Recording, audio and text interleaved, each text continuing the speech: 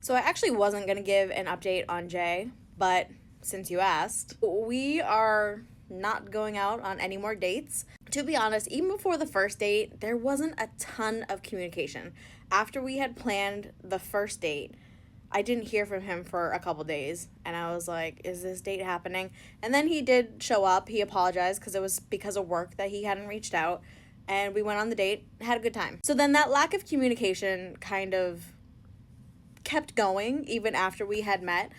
We did try to make plans the week after we met. Our schedules just did not work out with each other. Otherwise, we probably would have actually gone out again. But like I said, there just wasn't a ton of communication, which didn't make me, like, even when I would write him back, it would take him like 24 hours to get back to me, which just made me feel like not great.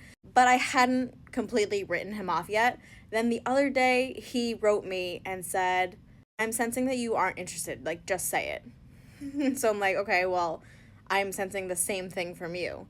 And he immediately goes, stop beating around the bush. If you don't like me, just say so.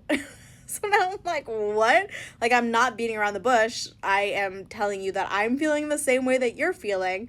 But now that he's giving me attitude, I told him this clearly is not going to work out. So then he wrote back and said, well, you don't want it to work out. That's why. And then unmatched me. He did say it was nice to meet me and then unmatched me from Hinge. But I'm like, I don't know, to give me that attitude. Because honestly, I was not feeling like there was a lot of interest between either of us with the way that things were going. But yeah, that's the update on Jay. So no more dates, no second date with him.